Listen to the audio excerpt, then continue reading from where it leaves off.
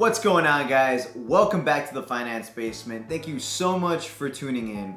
As always, I encourage you guys to ask me any questions, reach out to me. All the ways that you can contact me are in the description below. Please, if you have a question, don't be afraid to ask. Now, we're going to start this episode off just like all the other ones with today's interest rate. Now, today is April 17th on a Friday, and today's interest rate is 3.56%. When I started this podcast a few weeks ago, the interest rate was around 4.10. Now, that is a pretty dramatic change, and that's exciting news for what's to come. Because if mortgage interest rates are lower, that means the cost of homeownership is also going to be lower, and that is great news for you guys. So, now on to what I really want to talk about, which is rehabbing properties and renting them out.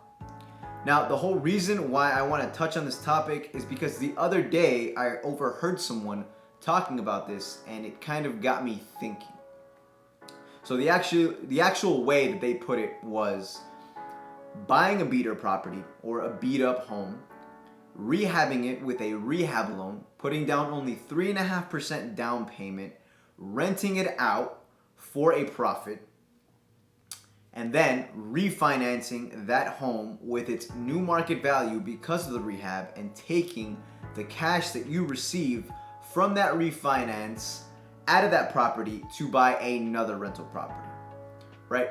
So you're leveraging that single rental property that you have to go out and buy another rental property, and supposedly, or the assumption there is that a person is going to create a portfolio of rental properties. Now, I get what this person was trying to say. It is helpful and useful information. Is it possible? Yes, but there are some very important things to note about this. First and foremost is the beater property. So, most beat up homes cannot be found on a public database like the MLS or Zillow. They're either going to be sold at an auction, or the bank is going to own them because they would have foreclosed upon a property, or they can be on Craigslist, something like that. So you're not really gonna find them unless you know where you're looking and you know what you're looking for.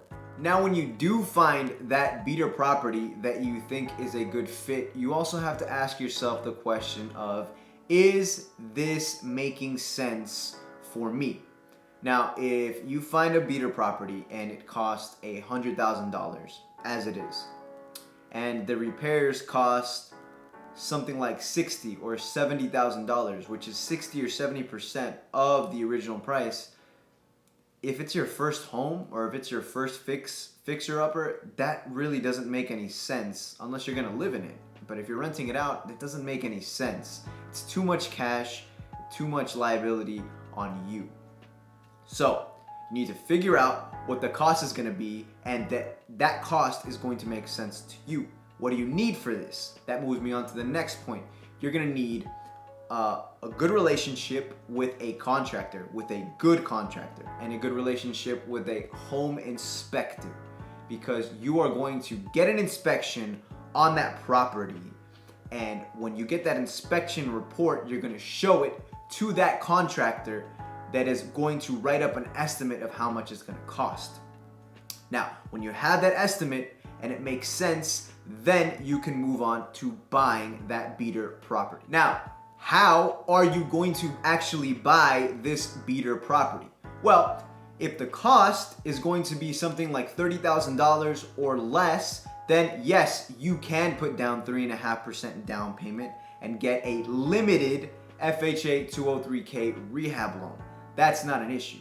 Now, if the cost is going to be more than $30,000, then you have to start considering a conventional home-style rehab loan or a standard FHA 203K loan, which is different from a limited FHA 203K loan. Now, next is where this can get a little bit tricky. If you were to rehab that house with a home-style conventional mortgage, then you don't have a problem. You can rent it out after the house is rehabbed.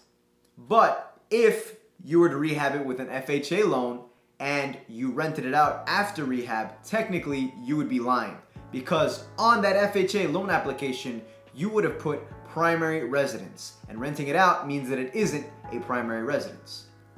Now, be warned, if you get caught lying on a loan application that is FHA, that is a federal crime and that can be punished with prison time. Now, I'm not here to tell you what to do, just here to warn you of what can happen. Legally, you can rent out a property that was originally purchased with an FHA loan if you wait a year.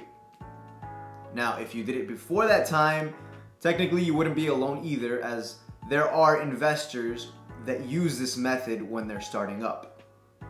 Just keep those details in mind when you're going through the rehab loan process. Now, lastly, and this one kind of goes hand in hand with my last point, if you're rehabbing the loan with an FHA loan and then you want to refinance for cash out, you're gonna have to wait 6 months and 1 day to do so. You have to wait for the appraisal to expire in order to get a new value for that property. Now, obviously, if you're rehabbing the house, the assumption is that the market value of that property is going to go up. Now, that means that when you refinance, the loan is going to be larger, meaning your mortgage payment is going to be higher. Now, how much higher can be insignificant or not. It depends on how much that market value has changed. But if the loan amount is significantly higher than what you purchased it at, you are going to have to figure out with your lender if you even qualify for that new loan amount in order to get that cash out.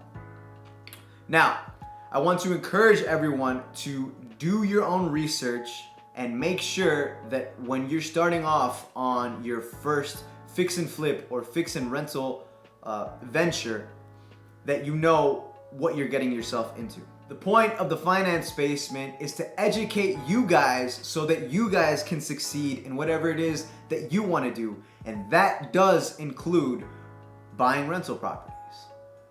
So, with that being said, that is all I have today for the rehabbing and rental properties. I hope you guys enjoyed the episode. Please, please, please ask me any questions if you have. I will respond to you directly. I'm out, guys.